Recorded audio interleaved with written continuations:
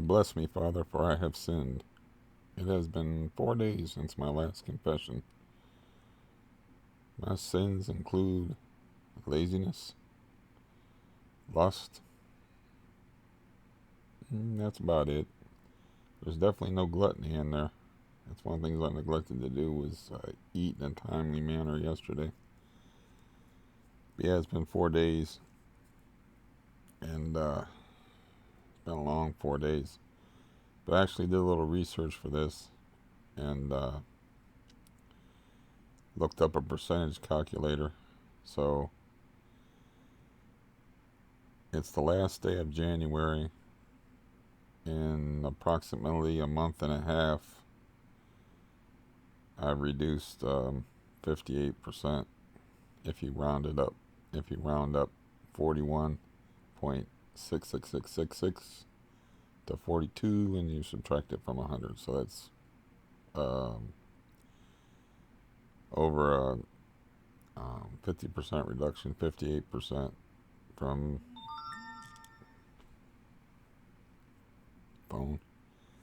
Freaking 3 o'clock in the morning. Where's my phone making noises?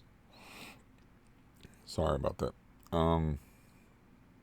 Yeah, so 12.5 per 12.5 milligrams a day when I was taking at least 30, sometimes 40 milligrams a day. And then, like I said previously, I realized in December that I got extra pills. I seem to be tapering anyway, but I'm putting it at a month and a half. Um,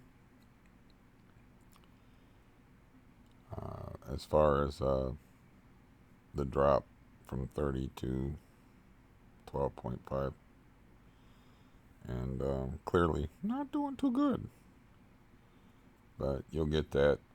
Um, the first time I started taking halves instead of whole pills, and taking 15 milligrams a day. That's a 50% reduction. Was on the 10th of January. That's documented on here.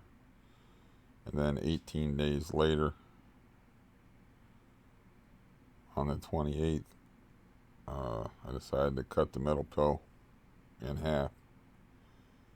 So it's at 5 in the morning, 5 in the evening, 2.5 in the middle of the day. Not being a math wizard, that's pretty easy to calculate as 12.5 milligrams. But,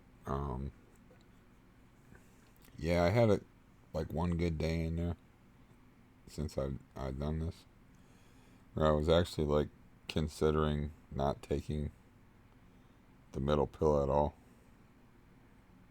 I was like, oh, I don't eat it, I feel okay.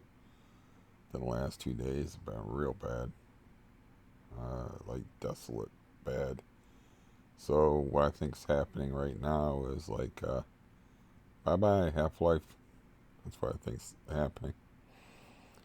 Um, and it happened to me before when I started taking 15 milligrams a day. Um, I don't know why I would feel that little 2.5 milligram drop, but there you go.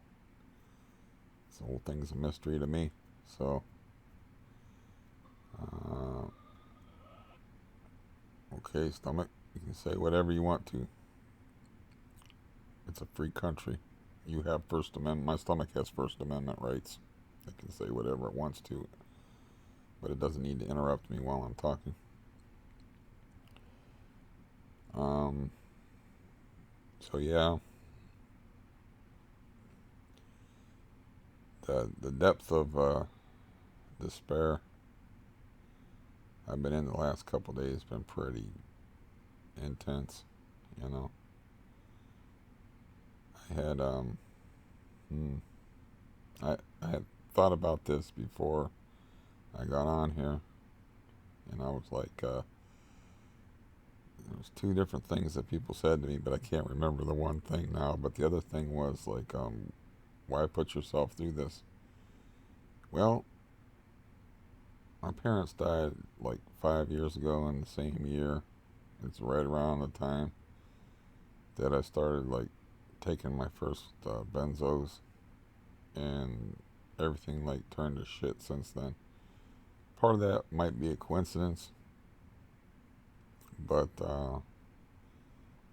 why is because the way things have been the last 5 years has been real shitty, and I want to see if getting off of benzos will make it non-shitty.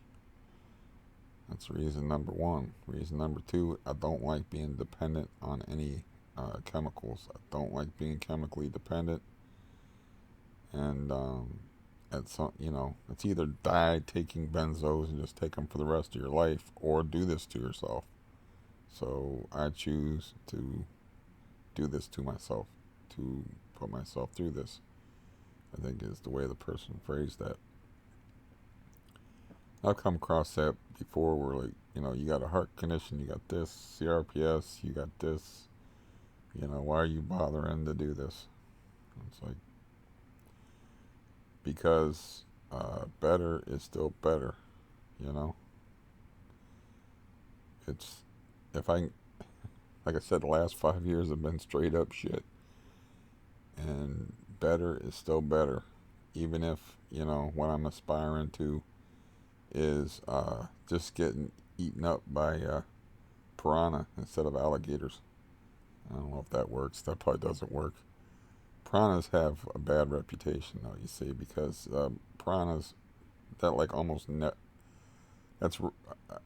I think they went and did like a show about that where they were trying to find out. There's this myth that piranhas will just pick you clean to the bone, but really, um, it rarely happens. I don't know if there's any documented cases of piranhas eating anybody up. But what happens is, and as a fisherman, I know this, is a fish will clear out a little like circular patch and they'll make a spawning bed, they call it.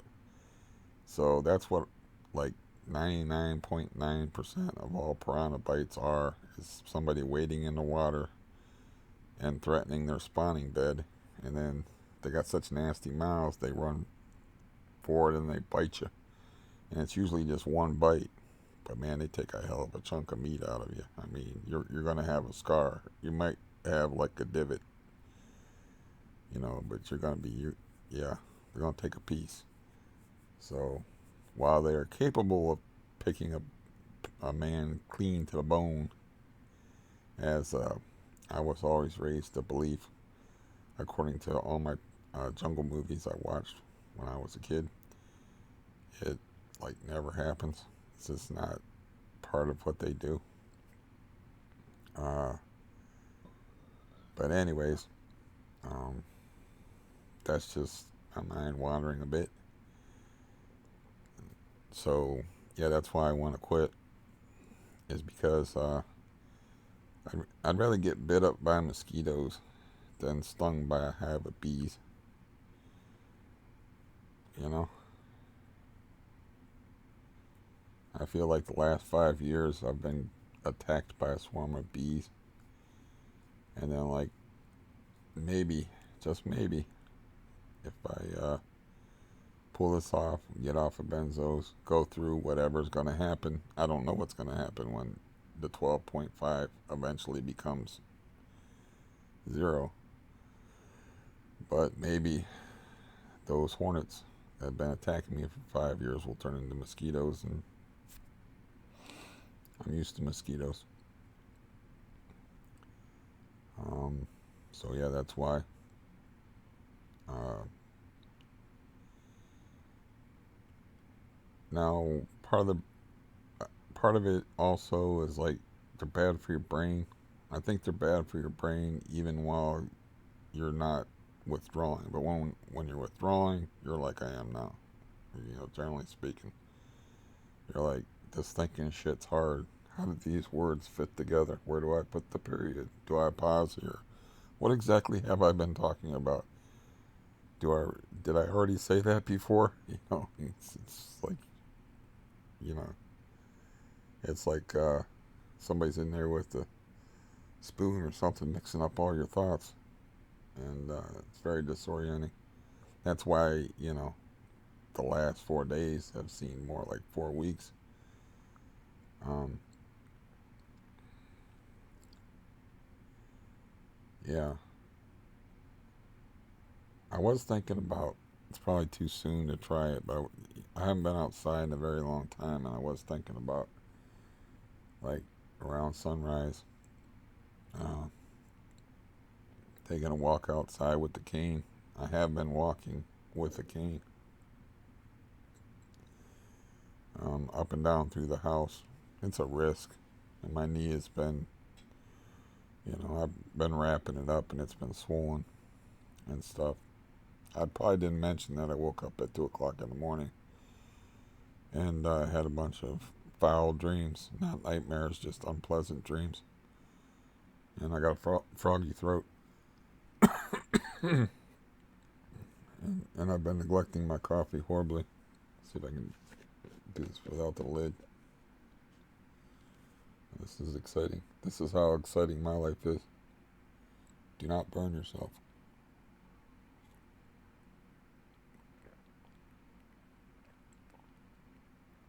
I don't want excitement, though. I want boredom. Feeling good is boring. And then you have to go find excitements. You have to go find nonsense to get involved in. One thing I have noticed is that when I have been walking with the cane, my broken toes have been woken up a little bit. I felt that yesterday, and I was like, them sons of bitches that broke my toes for no reason.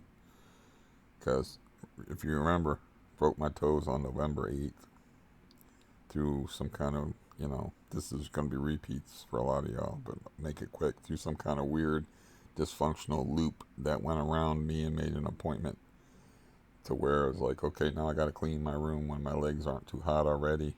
Now I got to put a heater out in the living room.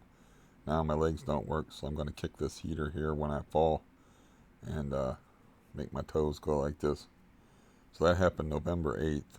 And then December 9th is when they were scheduled to put the bathtub in. It is January 31st, and guess what? Still ain't been no bathtub put in up there. Which tells you that leak wasn't no big deal, and it wasn't worth 2 broken toes and 2.5 months of pain. So, it's kind of real hard for me not to be angry about that. I'm going to see the landlord within the next 5 days, plunk down 2 months worth of rent, and continue to suffer with this withdrawal process. And yeah, that may like be too quick, because I had, I don't ever pretend to be an expert on this stuff because everybody's different, but I've had people tell me many different things about this. And one of them was like, you never taper more than 10% a month.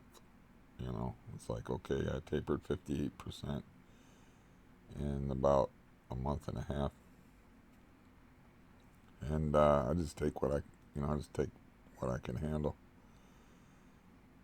And, you know, I don't know. I feel like I just feel like it's time. I'm not gonna put a time frame on it. Like, I have to be done with this in 2 months. 2 months, I have to be benzo free. You know, but it's just time. I mean, the longer you're on it, the longer it takes to get off of it. And I figure this is just something I'm guessing. The more chance of benzo withdrawal syndrome, the more chance of a protracted period of time when you're benzo free where you feel like I do right now. So, I just want to be off of it, you know. I've played with fire long enough. I don't want to have burn scars. I don't want to have, you know, some kind of chronic deal going on. Now, that may be the case, but I got to find out, you know. Like Charlton Heston on the beach in Planet of the Apes. You know that Dr. Zayas warned him, man. Don't go out there and look. You may not like what you find, but I'm gonna go out there and see what's on the beach. Hopefully, it'll be a nice sunrise, or it may be a mangled Statue of Liberty with my face on it, saying, "Yeah, this is what you did to yourself. No, this is you. No, it wasn't bad." Yeah. See if I can be creative like that while I'm all fucked up on benzos.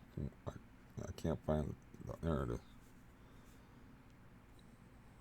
If I can get my head clear, maybe I can go back to being sharp and creative and whatnot.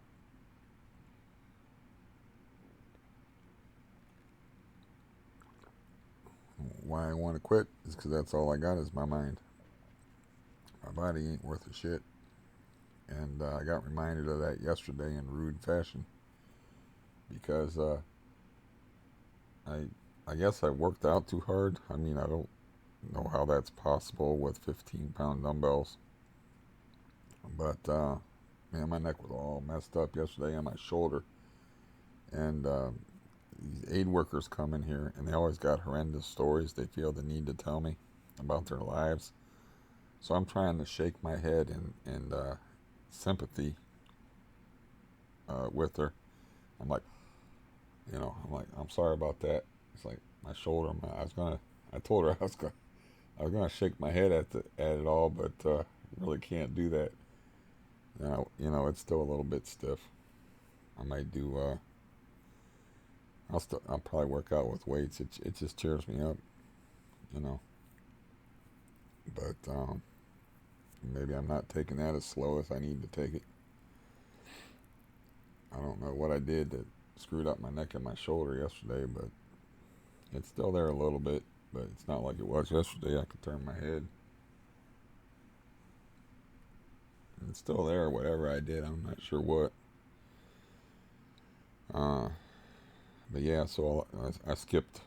Obviously, if I can't even shake my head in sympathy with somebody. I skipped lifting weights yesterday and just walked with a cane. And then two people showed up here that were the two people that showed up.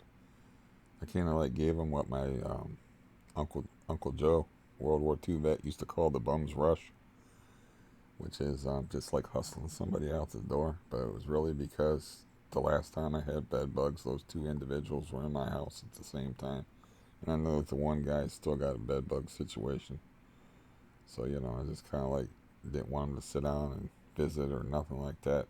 I got the impression that they might have if I suggested it for a minute, because believe it or not, people sometimes like me, like to see me. I know, shocking, but I wasn't having it. It's like, I don't know, I don't know what, you don't know what the future holds. You can't count your chickens and all that. So I don't know how long I'm going to be here, but I know I'm going to be here for 2 months. And I don't know what living in a room full of bedbug poison has been doing to me, but I don't want to go through the whole process of reinfestation again. So, you know, I didn't let it. It's more or less like go. It's not very friendly. I was gonna call one of them back and apologize for my lack of friendliness. Maybe I'll do that today. But I don't get any company anyway. But I don't want people that bring uh, that kind of company with them. That unseen six-legged variety of company.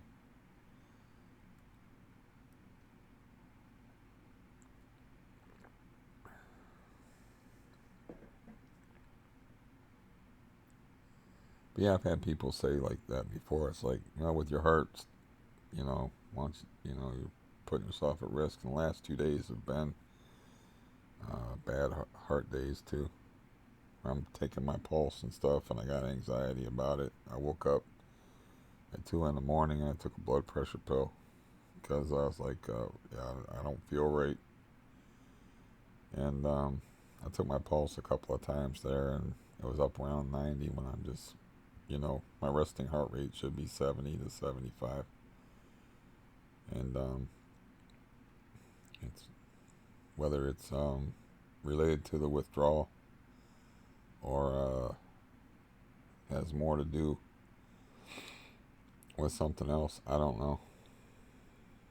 I'm frustrated with my verbal acumen right now. I would like to have that back too. I already got this book finished, like I said, but I dug this out. Do this quietly, hopefully. The problem is I'm not putting any books.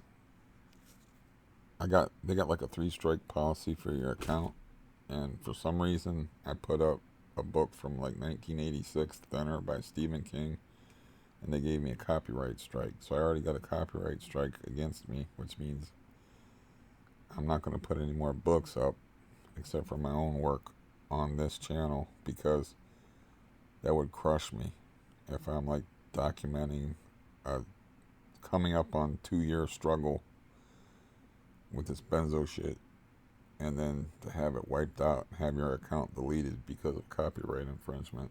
So I got that book, and they're both written around and about World War II. Sorry about the increased volume. And this one, which I've been, I got that up right, yeah. That one was, one of them was published in 1941, and one of them was published in 1946.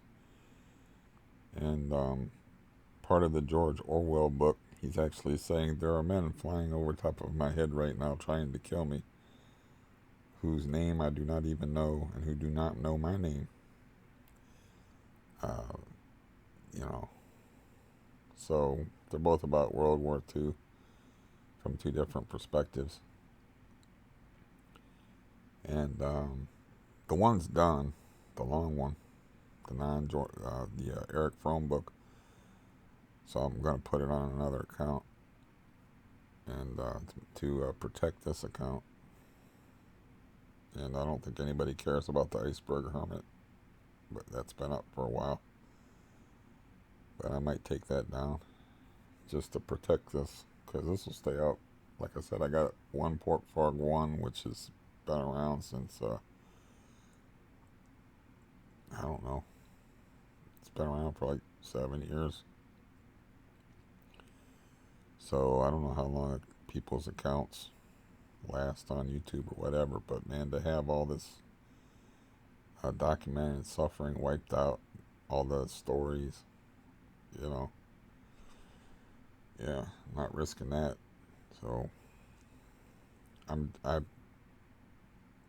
brought that up because that's part of how I've been spending my time, is trying to adjust to my new tooth reduction. Which the main problem with it is like I'm used to having 2 teeth right here to block my tongue. So like yeah, I'm getting better, I think, at enunciating properly. So I've been spending like I did that for like an hour and a half yesterday, practicing this one chapter that I want to redo out of that book, and then I'll release it on another account. But those are just personal projects to keep me occupied. I haven't restrung my guitar, but I was trying to dredge up something that I wrote. If I had my guitar handy, I can play the beginning of it for you. I got like a little like ukulele mini guitar that I can actually sit here and lay in bed and play. But I was like trying to remember how it went, but I haven't done that. But that book's done. I didn't like how parts of it came out, and I wanted to redo it. And then the Orwell book, I got to look up a bunch of pronunciations. And it's something to do.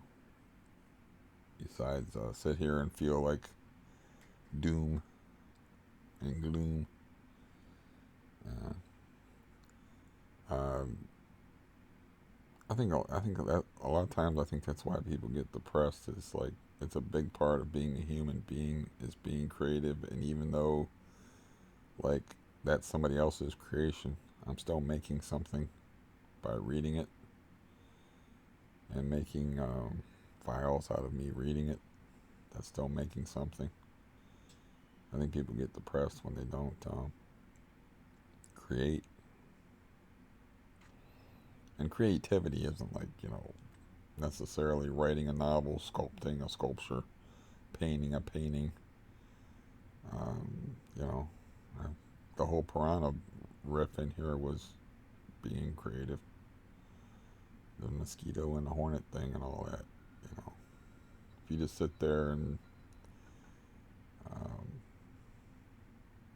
not do anything and not try, you're just gonna get worse. So, um, so what did I say? The 10th is when I started um, going from 20 to 15 milligrams. Then the 18th is when I went from 15 milligrams. Damn it. The 28th is when I went from 15 milligrams to 12.5 milligrams. Shut up, heart. Heart just did a little paradiddle there. That's a drumming term.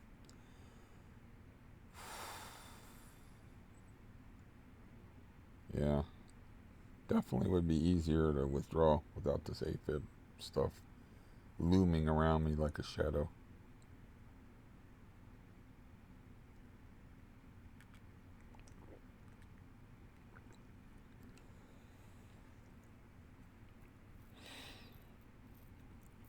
But that could be a, I coincidence. You don't know how much this stuff is benzo related. But since I've been on benzos, I've had my heart shocked almost every year, at least once. I mean, the last time it wasn't even a year. It was excuse my voice. It was December 5th of 2018. I was cardioverted, shock your heart back in rhythm, and then September 13th. So that's like, what is that? Just off the top of my head, that's about nine months difference. That had a lot to do with smoking and hanging around alcoholics and getting involved in the nonsense in the building. And this whole withdrawing thing is weird. You know, you just keep to yourself, but it's in my case, it's much better, and it keeps my toes intact and pointing in the proper direction. So, you know, which there was some kind of craziness going on here yesterday that sounded like somebody falling and somebody yelling and some running around, and there was some kid noises, and it was going on above me, but I heard the dude in the wheelchair that broke my toes roll out in the hallway and debate whether or not he should yell upstairs to see if everything's okay, or maybe he was mad. I don't know. I just sat. I happened to be sitting in the living room at the time, waiting for my aid worker. So I didn't go out there. I don't talk to him anymore. I told him, these are the last words you're going to hear from me, written or spoken. So I've stuck to that. I told him that, like, before I found out I had broken toes. Uh, yeah, he doesn't know that neither or neither, whichever you prefer, he or the landlord knows that they kind of like conspired in some kind of weird way to break my toes. You know, let's just say they set up a situation which made it very easy for me to fall down and break my toes. You know, um, So, yeah, I'm not going to bother explaining to either one of them. It's because the landlord won't care. This guy over here will probably derive satisfaction from it, because he's an evil fuck. But the landlord's an evil fuck, but he's more in the, like, I don't give a fuck type evil fuck. So, my stomach's objecting to my excessive use of the F word. And it just made like a bunch of horrible noises while I was swearing. Um, but yeah, I'm not going to sit there and explain how that happened. That I was forced into doing work on a day that where my legs weren't very good, and then I had to drag a heater out because, it's cold next to a window that's drafty because it's a guillotine window that's broken because it's just a bunch of complicated shit. And I'm not bothering. I mean, why bother? Not going to change anything. They're not going to have like a crisis of conscience over my toe. I even have the picture on my phone still. Let me see if I can call that picture up and see if I can show it to you. But yeah, I showed that to I think somebody at the dentist office. See if I can call that up. But yeah, they're not going to have a crisis. They're not going to give a fuck or have no turn over a new leaf type experience. Like, oh, we got to be better people now because we broke this guy's toe. Or they might not even see themselves as accountable for breaking my toe. They're like, you're crazy. It's like, how can we break your toe? Which I talked to other people that got it. Let's see if that shows up. My mangled toe. Oh, does it show up? There, that's the best I got for it. Yeah, they did that to my toe. And I had to actually manually straighten my toe back out. Clean off the blood, of course. And tape my toes together. They look like they healed pretty well, but I mean, they just hurt. And since I've been trying to use a cane instead of a walker,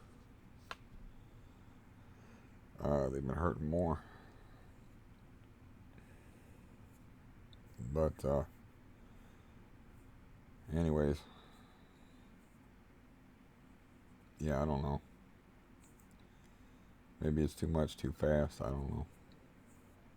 Definitely did too much or did something wrong with the weights. Like I said, man, it's just called your trapezius muscle, which you probably know, but you probably don't know because it's such a cool word that this is called your sternocleidomastoid. Let me try that again. Sternocleidomastoid. Mastoid is your jaw, like masticate, chew, and it goes around here, and that muscle goes up and around your jaw, your sternocleidomastoid. And but anyways, I fucked that whole area up. All those syllables, I fucked them all up when I was working out a couple of days ago. So there's a thing called a shoulder roll that you do where you hold the weights at your side and you roll your shoulders. Shoulder shrug, I think they call it sometimes too. But I'm not going to be doing any of those for a little while. But yeah, I'll do some other stuff. There's other stuff I can do with weights where I leave that area alone and then trust to. I tried to lay flat last night, but give that a chance to straighten around, and figure itself out.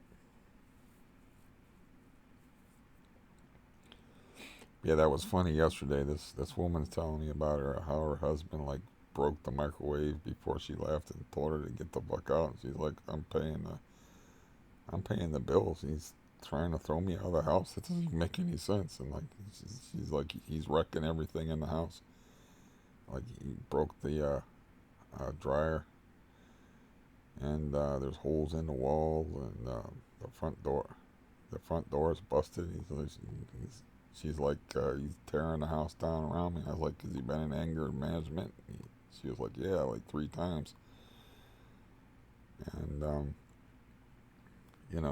it's, hey, I left myself open to it that time because I was like, she asked me how I was doing. I was like, I've had better days. which is my way of saying, I'd like to throw myself into the Grand Canyon with a weight tied around my neck.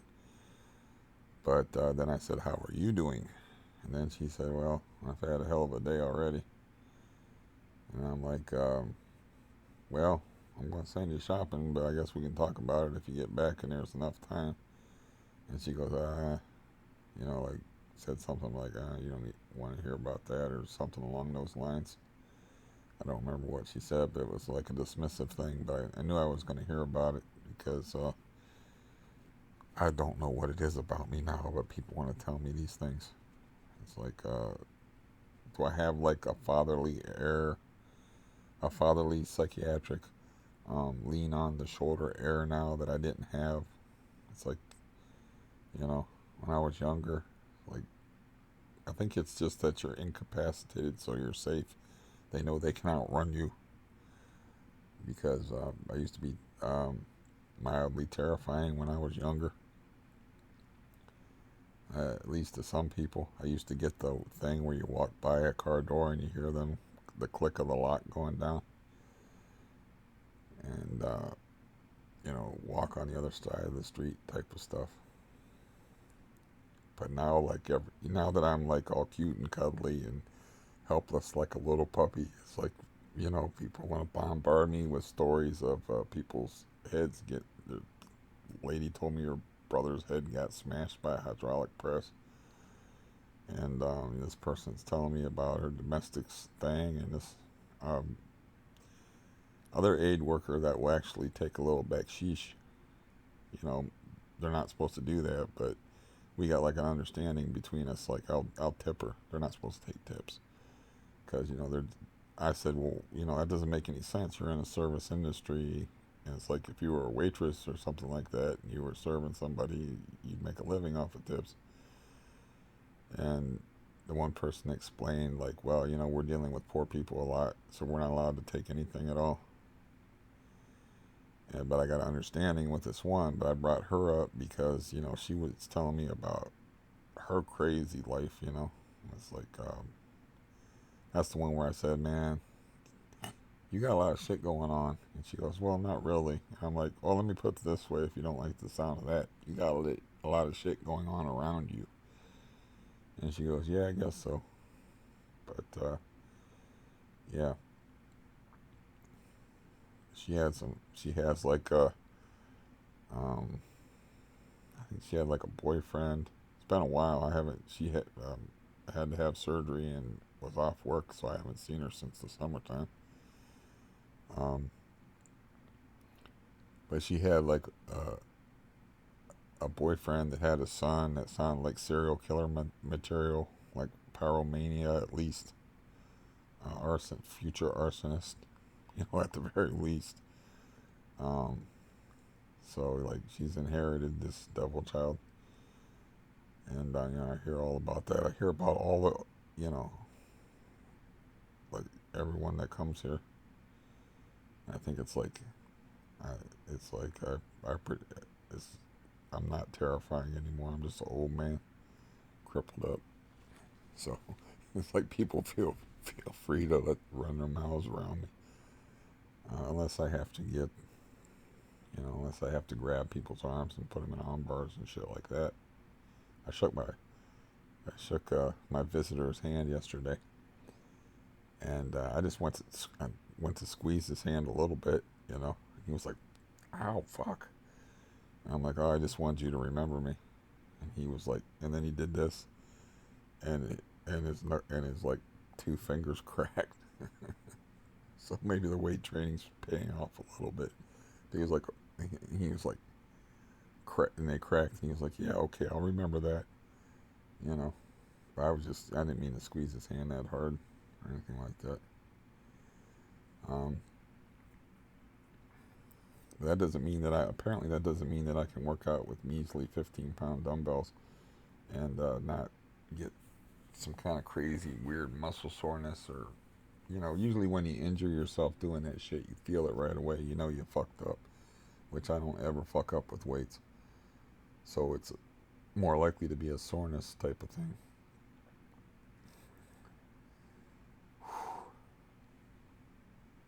Um, I thought I'd talk for a while since talking to myself in this mirror and talking to you is, yeah, it's the only kind of talking I really get to do anymore.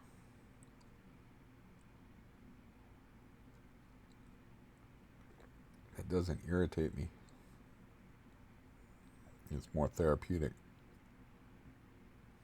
And yeah, like I said, I probably hit like a, the half life is probably a no life now. So now it's like I'm feeling. Last couple days, I've been feeling like the end of that half life from the 15 milligrams. And this happened before when like I said, when I dropped from 20 to 15. I dropped from 15 to 12.5. So, you know, it was 18 days before I dropped from 20 to 15. So I'll give this dose a while yet.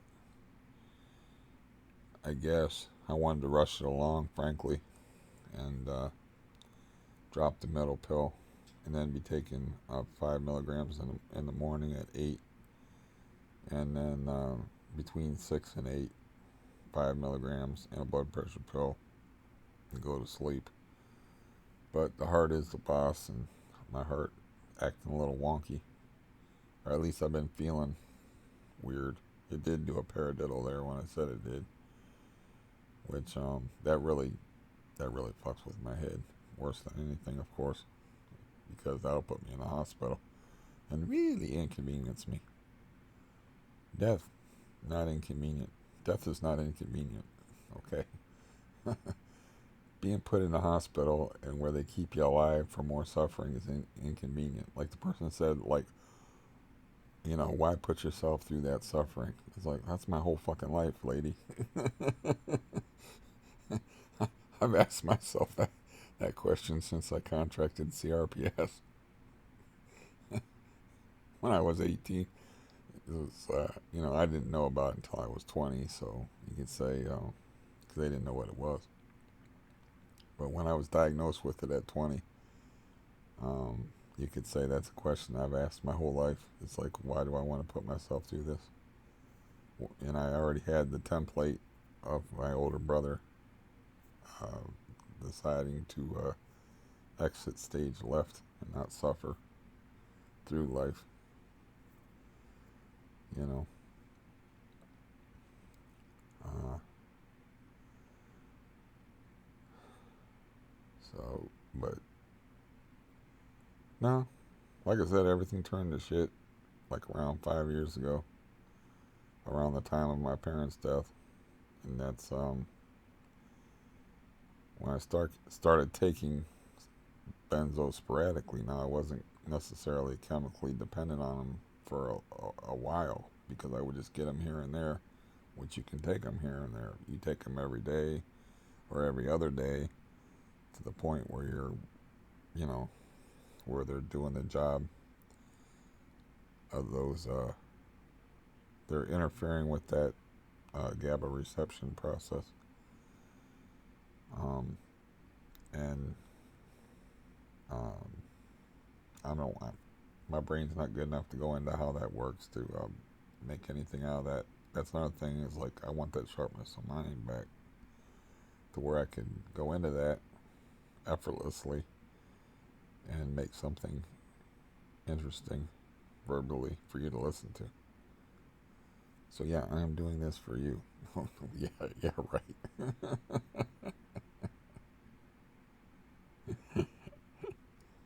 You can look at it that way if you want, but of course I'm doing this for me. I'm trying to, you know, um,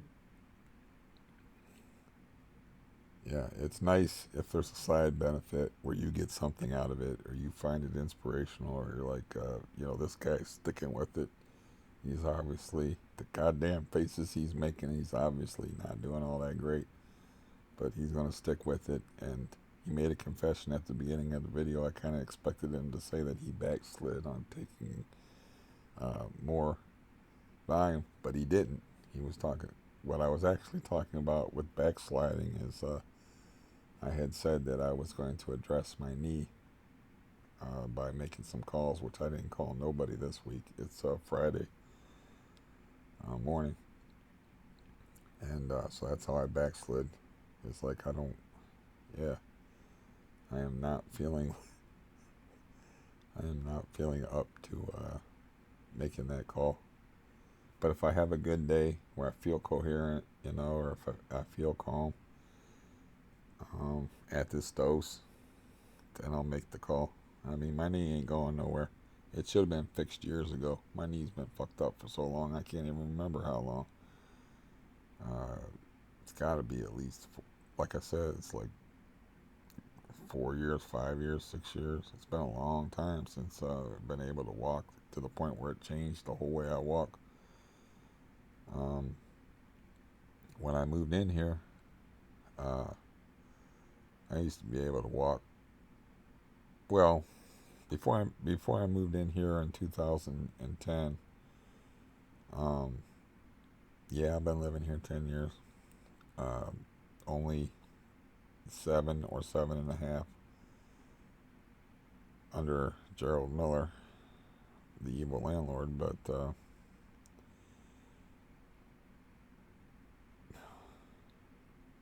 before I moved in here, I was in like an area where there was nothing. There was like a kind of ritzy, high priced apartment buildings, and then there was a lot of ground and a lot of open areas. So I would take walks. So before I moved in here, I would be walking, you know, I don't know how many miles, but I could take very long walks and would, because that had always been a habit of mine. Then when I moved in here, I remember, this is before Gerald bought the building. I remember like walking with a cane, but it was because I was walking in areas that were like off road. They weren't level surfaces. So, yeah, I don't really keep track of my own deterioration. But it's definitely been during the benzo period that things have really turned to shit in every fucking way. So that's why I want to quit, and I want to have my brain back and functioning if that's possible.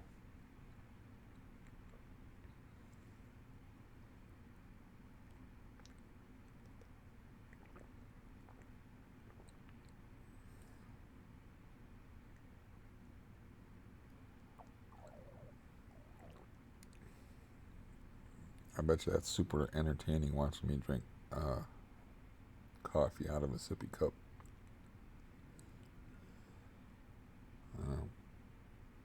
Let's see what time it is. I got 4:48, and I've been talking for 48 minutes. So I must have started this at 4 o'clock. See, my math isn't that bad. But I'll leave. I mean, obviously, I can ramble on, but that's kind of not what I should be doing. Should get the rest of this coffee in me, maybe eat something, and poke my head out the door before this building wakes up, which this building wakes up early because there's a dog in the building. And the dog barked more yesterday than I think it's ever barked. As a matter of fact, my guests were yelling at the dog to shut up in the hallway, waiting for me to come to the door. And they yesterday was my Meals on Wheels delivery. I guess they ran into each other in the hallway, and he got barked at. It's like, yeah, I do derive some kind of sick satisfaction out of. I know that irritates the toe breaking wheelchair guy, because he used to bitch to me about the neighbor's dogs barking, and me being me, I was like, well, I go over and he's like, do you know those people? And I'm like, yeah, he didn't ask, but I said I can go, kind of see where I was heading. I was like, I can go over and talk to him. I don't really think he'll do any good, but I'll mention the fact that, you know, because his window is like right next to their house, and they had like 3 or 4 dogs. So he was not enjoying the barking, and now he has a barking dog living over top of him because it's over top of me, but a little bit of it's over top of him.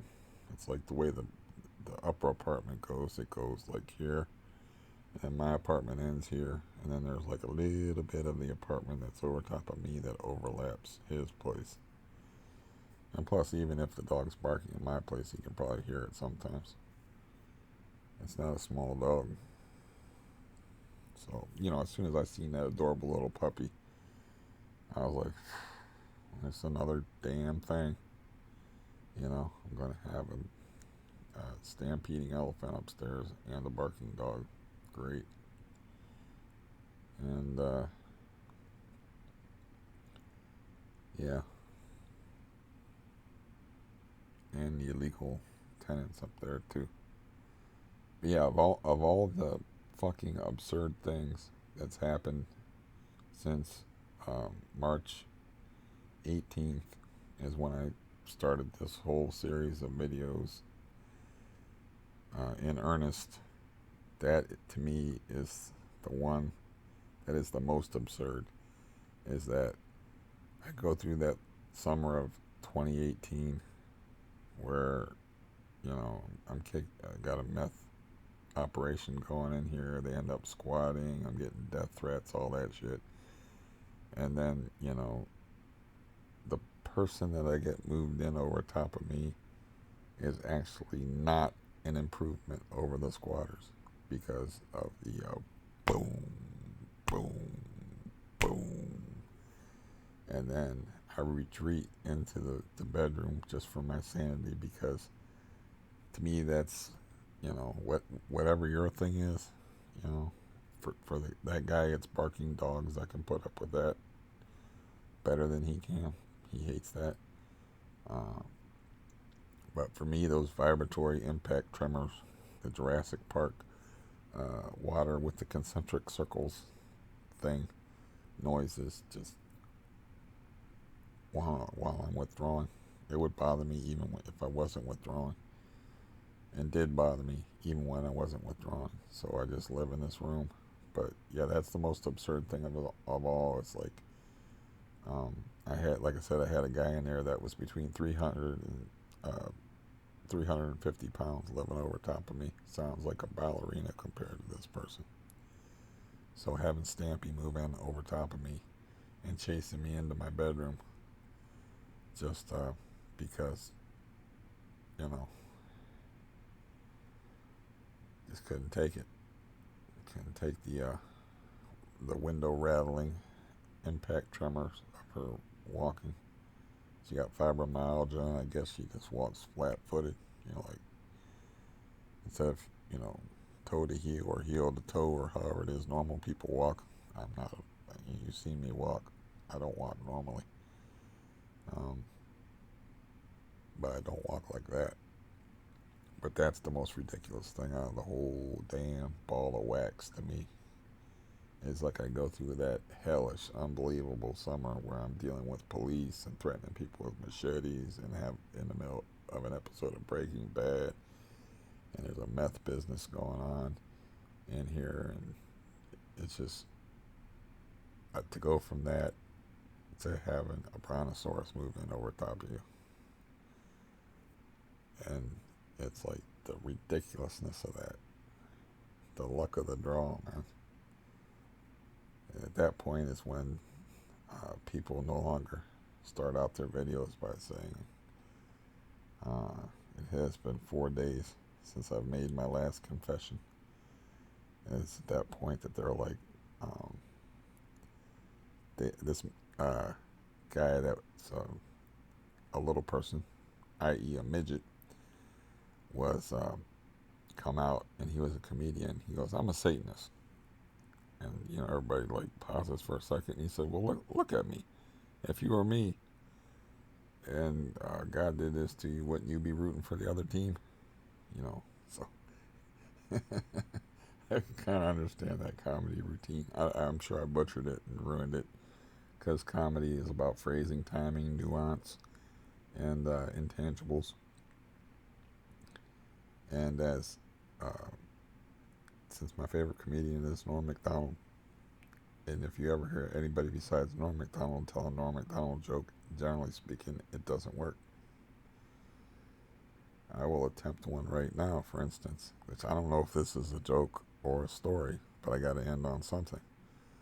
So, this guy is on this extended journey, and this is in um, the 19th century, and he's planning on taking a ferry across this body of water. But first, he has to stop at this farmhouse, and he knocks on the door, and two people answer the door, and he thinks they're sisters, but one of them's a mother, and one of them's a sister, or one of them's a mother, and one of them's a daughter, but he thinks they're sisters. So he's like, I see you have a room for rent." They're like, "Yeah," and he's like, "Okay, well, I just need it for a couple of days because I need to rest. I'm traveling to Zurich, and I'm going to take the ferry in a couple of days, but I'm just road weary." And there are 3 days how to do it, and he pays him. And the mother and the daughter are eerily alike because in the 19th century, as we know, the age of consent was kind of low, and so there wasn't that great of an age difference. So, and they had candles. So this first night there, he hears a little rap at the door, and he hears a voice say, "Can I come in?" He says, "Yeah." And of course, he doesn't have a candle on because he's trying to sleep. He comes in the dark, and the person sits down on the bed. They have a nice talk. Then they're making love. And then the second night, same thing happens. The guy starts to wonder, wait a minute, am I having sex with the mother or the daughter? I don't know. It's too dark to tell. They look so much alike and sound so much alike. I don't know. And then he finally, the third day, he has to ask. And they're like, "I can't tell you that. I can't talk about that." And he's like, "Why not? I can't explain it. Please. You have to go anyway. Let's just say that we've enjoyed our time together and leave it at that." So the next day, he hops on the ferry and he leaves and he says his goodbye to the mother and daughter. And the fair-haired ladies, neither one of them, which he still hasn't figured out the mystery. He gets on the ferry and he's looking back and he's like, I never really noticed how deserted this area is. Like how that's the only cottage around for what seems like miles. And the ferryman says, "That's because the mother has two daughters, and one of them is a leper."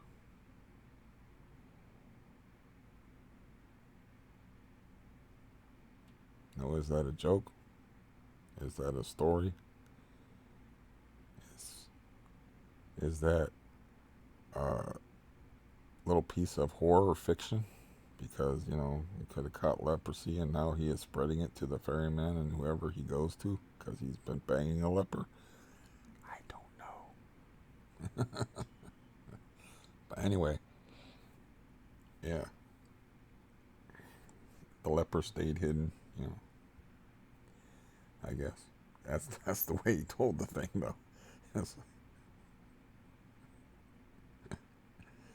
So, anyways, the thing about like the midget saying he was a Satanist and rooting for the other team, it's like at that point you're like, oh, God really hates me. He really fucking hates me. I lived through that summer. I lived through the squatters. I lived through the eviction. I lived through the landlord's indifference to the whole thing. I put out the effort. It took me time to get him to convince convince the guy to evict people who were known criminals. Actually had to put effort into it. And then he put it off and he gave him like a week extension because criminals told him they would come up with the money. Which, yeah, at that point I don't remember if it was still getting paid by a government agency or not. You know, sometimes they'll pay like a percentage. I mean, I don't know. You know, I don't know what goes on behind the scenes because that guy keeps stuff secret. So it might have been like he got off his ass as far as the eviction thing because the guy got convicted of his crime. I didn't follow it on the internet. I wasn't that into it. You know, I was just trying to survive it. You know, the guy whose name was actually on the apartment was in jail, if you'll remember the story, or if you do remember the story. So how that all went down, I don't know. All I know, meth, squatters, death threats, police, eviction, live through all that, get rewarded with boom, boom, boom, boom, every fucking day. You know, so that's why I've banished myself to this 12 by 14 prison. It's not depression, it's survival. The depression's just a bonus. Um, yeah, I'll see about, you know, taking the air, as they used to say in the 19th century, and going outside and just walking around the corner and then walking back into the house. I'll go see about doing that here shortly. And that's if it hasn't snowed. I have checked, but if it hasn't snowed or rained and I have good surface to walk on, take the cane. But anyways, it did not end on the leper thing. I probably fucked that up anyway, but that's how I'm doing. And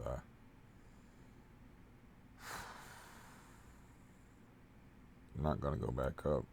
I'm just not gonna do it. It's not happening. So I'll have to adjust. Well, I'm serious, man. This is for keeps. It's like you can get off of it.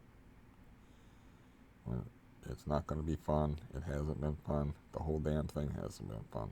But you know, get off it. We're going to see if I'm going to be in one of those mildly unfortunate people or one of them really unfortunate people when I'm off of it, to where it just the effects of it just linger and your receptors don't heal.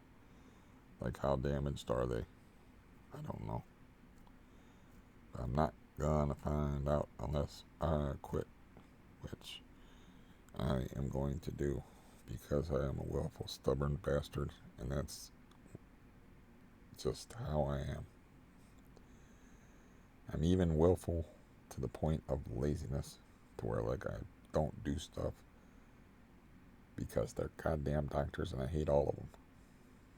So, anyways, goodbye. I'll let you know in 3 or 4 days how things are going.